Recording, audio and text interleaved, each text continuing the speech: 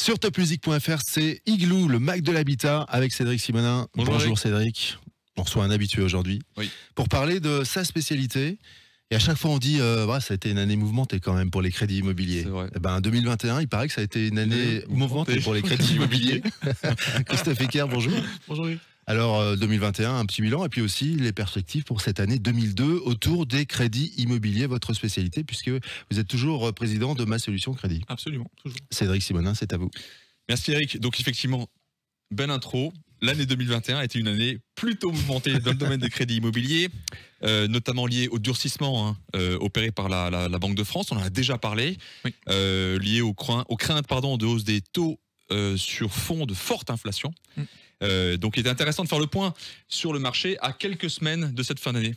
Donc Christophe, avant toute chose, comment évoluent les taux alors que l'inflation est toujours très forte? Est-ce que les deux éléments sont intimement liés? Oui, alors, taux, inflation, croissance, c'est un triptyque qui fonctionne bien, je l'ai souvent dit ici. Et donc effectivement, quand l'inflation est forte, et c'est un euphémisme de dire que l'inflation est forte à l'heure actuelle parce qu'elle explose littéralement tous les compteurs. On parle de 2,6% là, par exemple, pour le mois de novembre-décembre. En Espagne, en Allemagne, on est plutôt autour de 5,4, 5,5. Donc tout le monde s'accorde à dire que les prévisions de l'INSEE sont un petit peu trop optimistes d'ailleurs. Et donc dans ce contexte-là, effectivement, l'un des leviers activés pour que l'inflation ne continue pas de déraper, c'est l'augmentation des taux.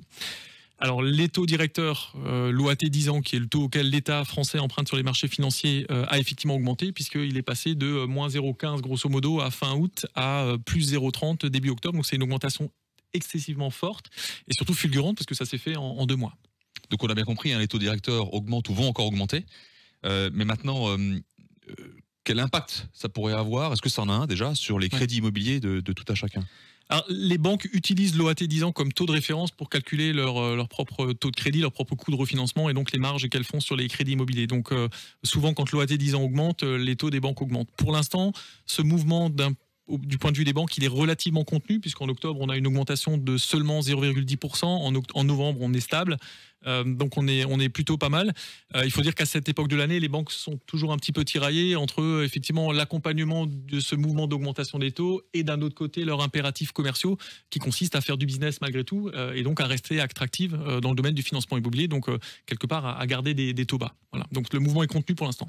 Mais comme le marché de l'immobilier était plutôt bien soutenu toute cette année, est-ce que les banques n'auraient pas tendance en cette fin d'année de lever le pied parce qu'elles ont atteint leurs objectifs commerciaux? Alors il y a toujours une grande majorité des banques qui a atteint ses objectifs commerciaux et à la marge il y a toujours 2 ou 3 qui sont plutôt à la traîne et c'est sur ces 2 ou 3 là qu'on va plutôt capitaliser en fin d'année, qui souvent font des opérations coup de poing et elles l'assument parfaitement et donc elles vont essayer de rattraper leur retard en étant un petit peu plus agressive et plus alléchante que les autres. Donc on a parlé des taux, est-ce qu'on peut parler maintenant des critères? Parce que c'est un sujet qu'on a déjà évoqué sur les critères opérés par la Banque de France.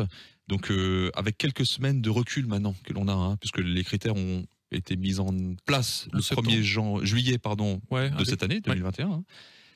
Aujourd'hui, si on fait un focus sur la situation actuelle, qu'est-ce qu'on peut dire? Ouais, j'en avais parlé en septembre ici et je vous avais dit qu'on avait un peu pris un coup de bambou derrière la tête parce que ça a été radical. On a eu des dossiers qui ont été refusés du jour au lendemain, qui avaient été validés quelques semaines plus tôt. Là, c'est assez intéressant de voir que les banques trouvent des solutions, des aménagements, tout à fait légaux évidemment, qui permettent de non pas contourner les règles, mais en tout cas de s'y adapter et malgré tout de faire passer des dossiers avec ces nouvelles règles. Je vous donne 2-3 exemples. La pondération des revenus locatifs, notamment. Souvent, les banques pondèrent à 60-70%. Là, on a certaines banques qui montent jusqu'à 80-85%. La pondération des parts variables dans les rémunérations de certains, les commerciaux, les dirigeants d'entreprise, pareil, on a pondéré la part variable à 90%, alors que dans certaines banques, c'était 50%. Et donc, grâce à ce genre de mécanisme, on arrive effectivement à faire rentrer les dossiers dans les critères et malgré tout à éviter d'avoir un taux de refus trop important. Ça veut dire que la Banque européenne et la Banque de France durcissent les conditions, mais que les banques arrivent à assouplir d'autres d'entre elles? Mais parce que, vous le savez mieux que personne, je pense, il y a le cadre réglementaire et puis il y a les impératifs, malgré tout, de business commerciaux. Et donc, les banques naviguent, entre guillemets, entre les deux. Il n'y a rien de péjoratif là-dedans. Elles font tout simplement leur boulot. Et tant que, encore une fois, ces dossiers-là, qu'elles décident d'accompagner avec ces aménagements-là, fonctionnent, ne partent pas à la casse, elles ne seront jamais inquiétées. Donc voilà, elles s'adaptent et je trouve ça très bien pour tout le monde. Oui, parce qu'on avait été surpris lorsqu'on a fait l'émission en septembre. Surpris entre guillemets que finalement on ne se focalise pas sur le reste à vivre parce que quelqu'un qui a un revenu, je vais exagérer, de 50 000 € par mois, le bloquer à 35% assurance incluse. Vous exagérez. Ça n'a pas de sens parce que le reste à vivre est plus important que quelqu'un. Mais vous exagérez quand même. Oui, j'exagère, mais il fallait que je prenne votre exemple pour que ça vous parle. Ouais. Mais voilà, donc par rapport à quelqu'un qui va gagner 3 000 €. Il y a un reste à vivre qui est beaucoup plus important. Ça, c'est pour mon exemple. Exactement. En tout cas, c'est passionnant de vous écouter, de vous regarder parler de tout ça. Bravo. Mais j'ai pas fini. Mais je sais bien. Mais je vous interromps. Il va le redire à la fin. Oh, c'est pas possible. Alors, maintenant, parlons un peu des investisseurs, parce que la fin d'année est traditionnellement une période où les investisseurs se réveillent. Oui. Puisqu'ils se prennent le coup de bambou habituel du mois de septembre. Ils disent, tiens, c'est marrant, je paye des impôts, ils s'en rendent compte. Et c'est là où ils concrétisent souvent leur projet de défiscalisation. Est-ce qu'ils risquent de rencontrer des difficultés à faire financer au regard de ces différents critères?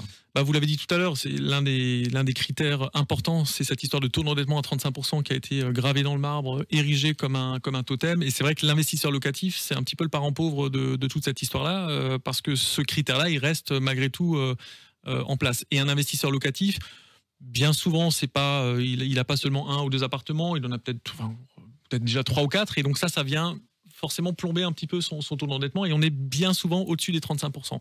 Donc celui-là, là aussi, les banques arrivent à trouver des aménagements, type ceux dont je vous ai parlé tout à l'heure, mais j'ai l'impression, moi, que les banques se sont gardées une réserve, puisqu'elles ont droit chaque trimestre de déroger à hauteur de 20% de leur production aux règles de la Banque de France, et j'ai l'impression qu'elles ont gardé entre guillemets cette enveloppe pour faire passer un maximum de dossiers d'investisseurs locatifs d'ici fin d'année.